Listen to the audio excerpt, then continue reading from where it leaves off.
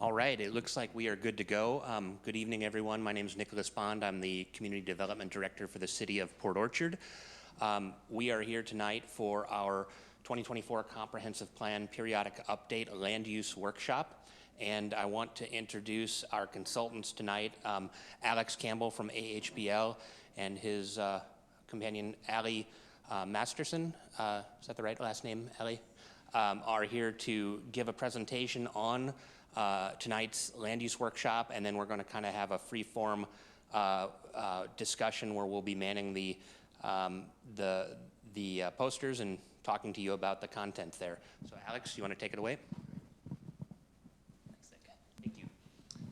Thanks, Nick. Again, my name is Alex Campbell. I work with AHBL. We are the city's consultant on this comprehensive plan update. So tonight, really, what we want to talk about is primarily land use and zoning. This is our third workshop. The first was our introduction and kickoff to the comprehensive plan process, 2-year process. We are in the back half of the 2024 update cycle. The city is on track to get this comprehensive plan update adopted by the end of 2024, which is in line with our regulatory cycle. So this meeting was preceded not only by the kickoff and introduction workshop that we did back in January of 2023, but also our policy workshop that we did in February of this year. So this is the third public workshop, and again, tonight's focus is primarily going to be land use, housing, and zoning.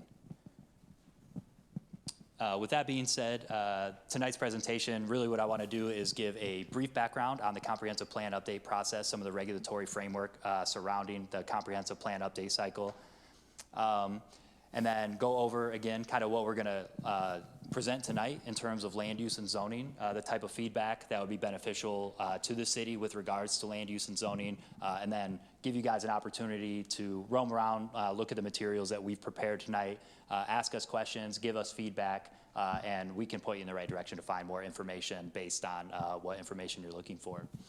With that being said, really the key is public involvement is huge. So first of all, I want to say thank you to everybody that showed up tonight, particularly on a beautiful evening.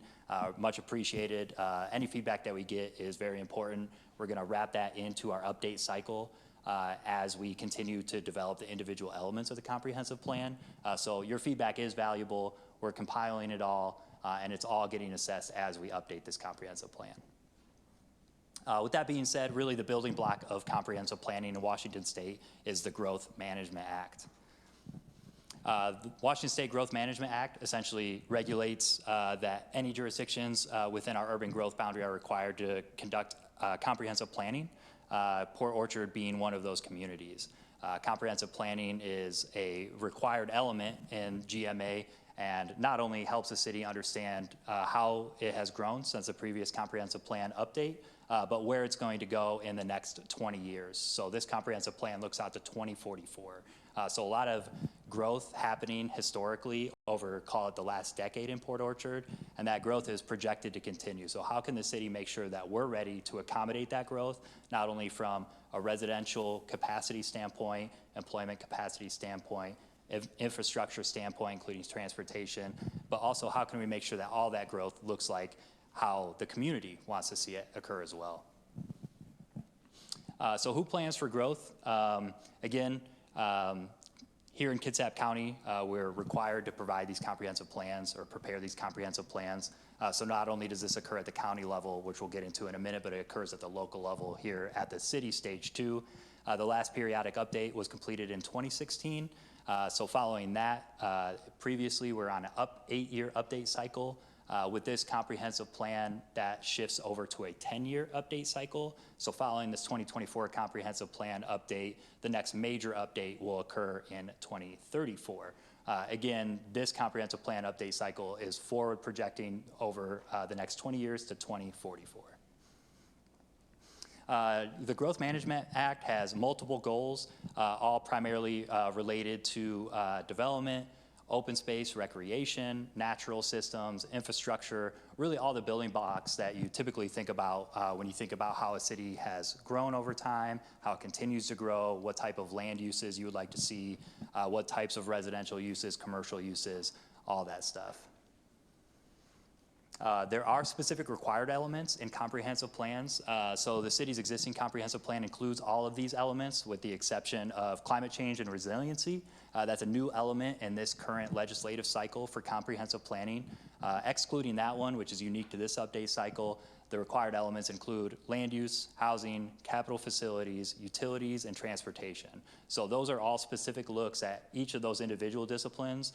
You look at how the city has grown or changed with respect to those individual elements, and then you take it from a comprehensive look, given the comprehensive plan, how all those elements work together cohesively and how you can plan for those things, knowing that really one element may impact the other element as well.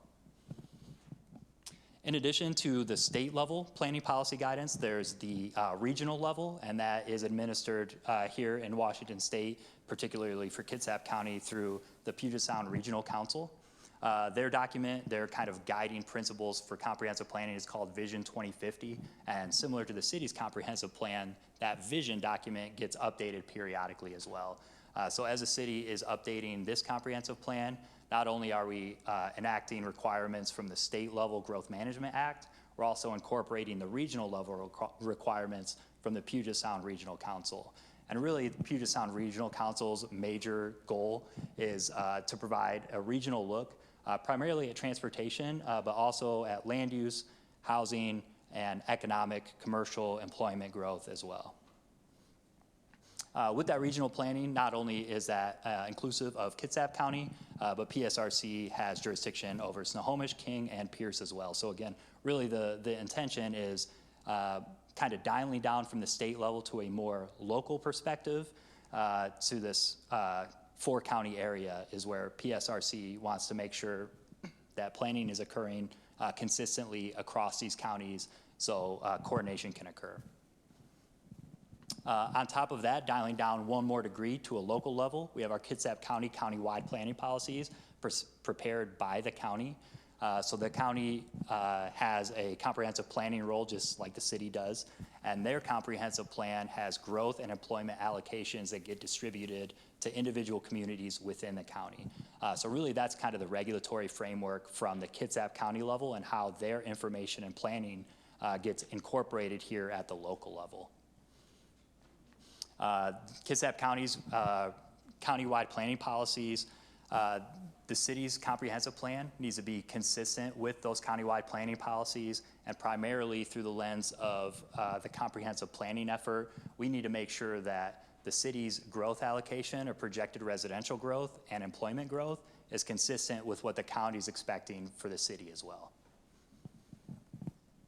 And then dialing down to the most local level from a comprehensive planning standpoint is here, Port Orchard's comprehensive plan. Again, the last major update was in 2016.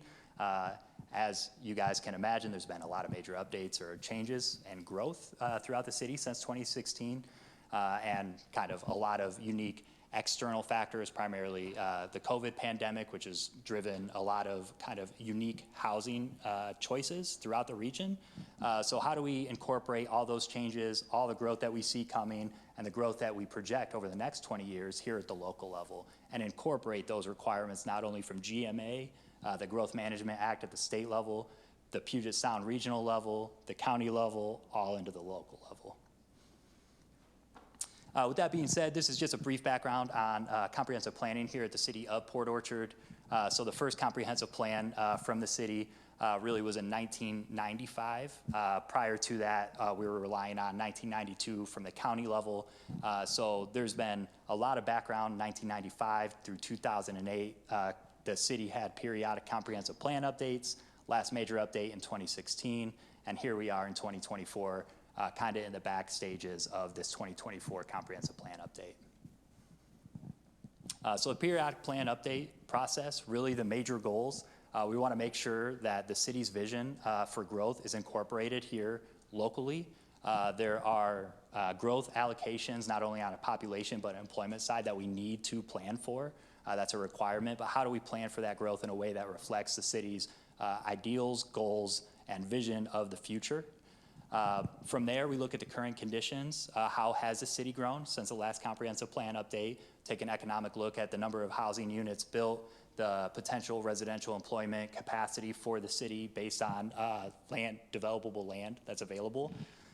From there, we look at, okay, so we know how much growth we need to plan for. How do we actually enact that from a development standpoint, from a zoning standpoint, and from a development standard standpoint? How do we make sure that the city is planning for this growth and allowing it to happen from a development standard perspective? And then with that being said, all that information, a lot of detailed information that we're trying to distill into one cohesive document, and our major goal is to bring that here to the public for review, information, and feedback. Taking that one step further, once a comprehensive plan is adopted, where does it actually get used at the city? So really the comprehensive plan is a guiding policy document. A lot of decisions that city council makes, particularly for land use that we're going to talk about here tonight, needs to be consistent with the comprehensive plan that's adopted. So we need to make sure that's reflective of the community's goals. As development comes in, not only does that need to be consistent with the comprehensive plan, but the comprehensive plan needs to implement development regulations, zoning code that permits and allows this anticipated development to occur in a way that we expected it to from the policy level at the comprehensive plan. And really all those are implemented kind of at the most visible level with development permits, construction that you guys see kind of on a day-to-day basis as you go throughout the city really has incorporated not only the development standards of the zoning code, but kind of one layer above it is consistent with the city's comprehensive plan. So not only do we want to make sure that current development is occurring that way, but through this 20-year lens, the same process. With that being said, so our periodic update cycle, as I mentioned, is every 10 years, 20-year planning horizon. We're projecting this comprehensive plan update out to 2044. Growth is not a surprise here in Port Orchard.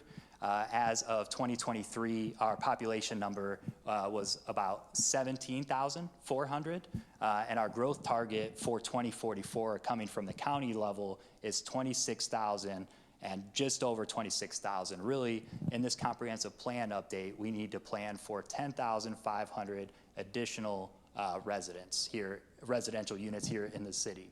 So what that means, that's a large number, don't get me wrong, but keep in mind, this is a 20-year planning horizon. So really, we're setting the groundwork today to be able to accommodate that amount of growth. With that being said, the overall update process, kind of where we're at today. As I mentioned, the comprehensive plan will be adopted at the end of this calendar year. So in addition to these public workshops, we've been working with the public, city staff, and a lot of work with Planning Commission and City Council on getting these elements of the comprehensive plan updated. So that includes each individual element of the comprehensive plan. We are wrapping up our completed first drafts of each of those elements, and those will be given to Planning Commission here at their meeting in June, so upcoming. So really our first major round of revisions is almost completed at this point.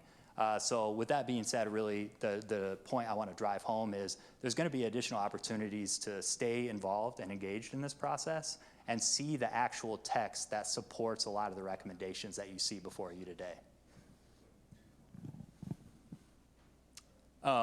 Just want to highlight a couple one more, please. Thank you. A couple major legislative changes in this comprehensive plan update cycle. This is not going to be anything new if you've been involved in the process so far, so I'll just touch on these briefly.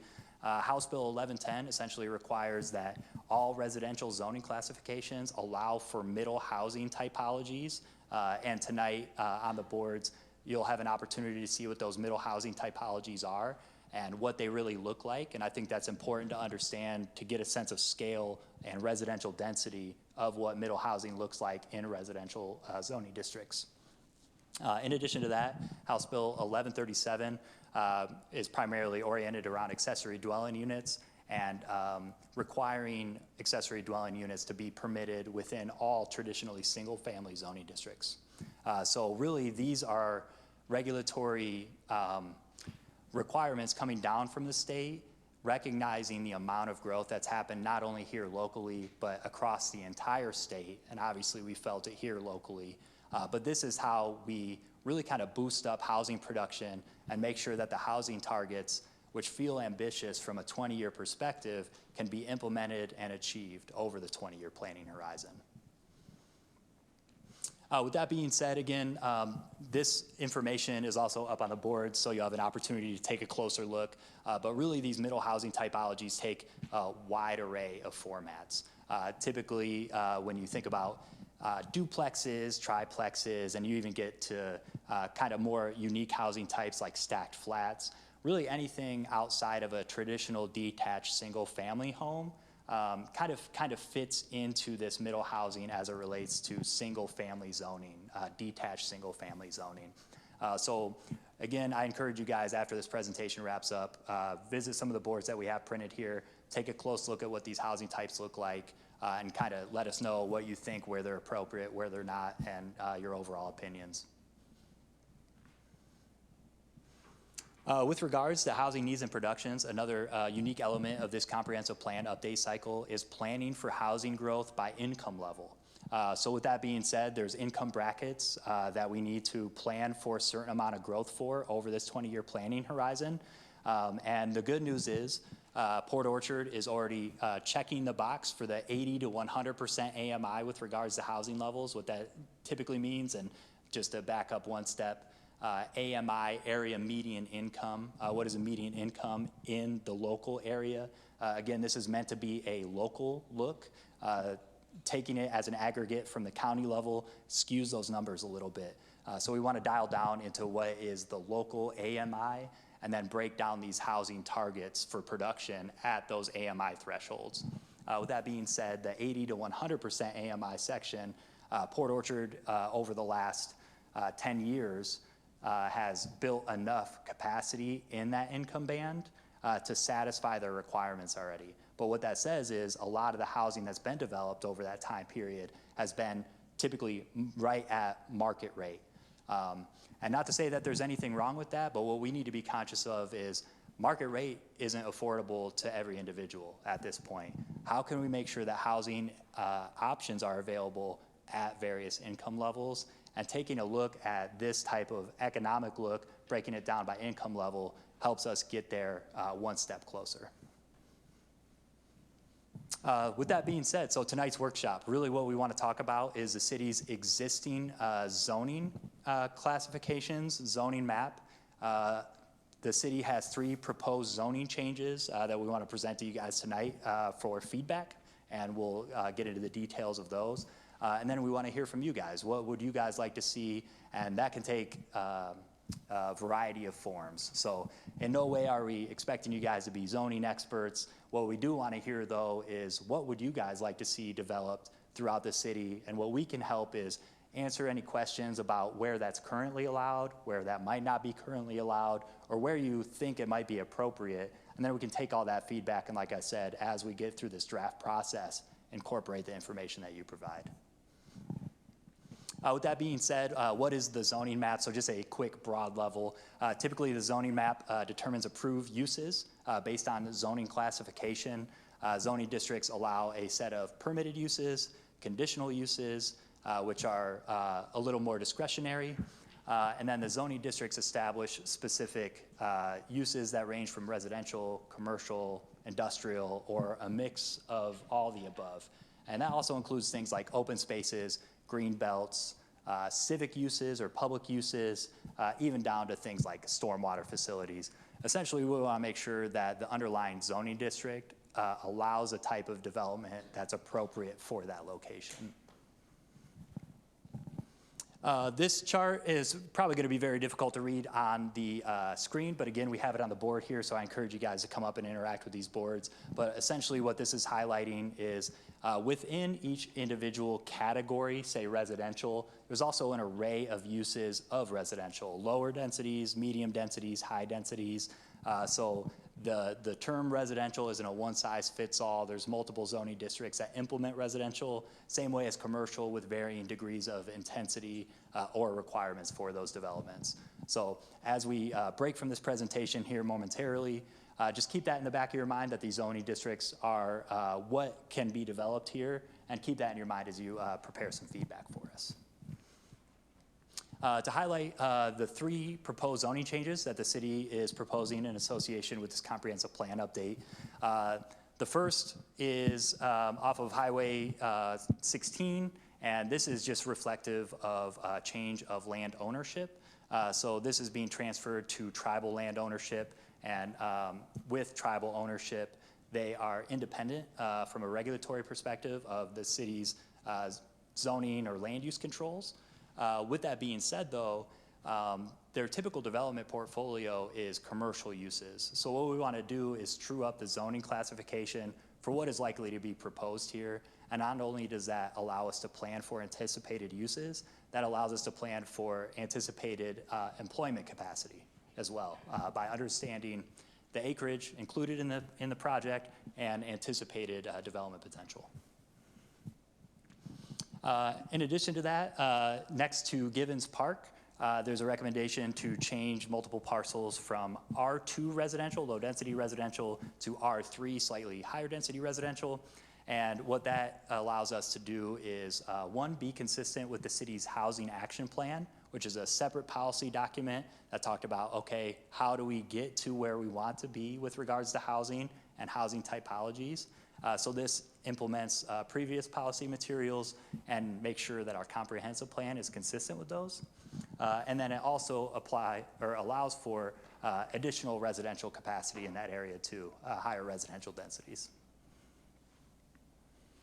And finally, this change is really to true up, so to speak, some development areas. This is delineating where previously large areas of land were designated as residential, but the underlying property was conveyed in an open space tract, which means the development rights are essentially off of that land either due to sensitive area constraints or underlying uses like a golf course for the case of McCormick. And this just trues up the zoning map so that way, if you look at the zoning map, if you see the green, that essentially means it's conveyed in open space, can't be developed, where previously it all showed as residential, which from a visual perspective gives kind of a false idea that that's open for residential development when these areas have been conveyed as open space. So really truing it up to the site conditions. Alrighty, with that being said, I appreciate you guys' attention. Really what we want to do here is give you guys an opportunity to ask us some questions, look at the zoning maps that the city currently has, the proposed zoning maps. The zoning changes that I just described are provided in more detail on the boards. And with that being said, we would love if you guys could share any feedback you have. We have 2 QR codes up here. This first QR code takes us to our online engagement site where you can provide similar feedback that you'll be able to provide. We have physical handouts, and this physical handout has been recreated online. So you have a little bit more time to take it home, digest, give us feedback kind of on your own time. Don't feel pressured to use the paper handouts or the online. Either way works for us, and any feedback you provide, we'll make sure it gets collected. The other QR code is the city's general online webpage for the comprehensive plan update, and that's a great resource to see where we're at in the process, current documents in the update process, and even previous documents like the housing action plan I referenced, existing conditions analysis, which is the economic basis for this plan update. So with that being said, thank you guys again. Feel free to ask us any questions. Thanks.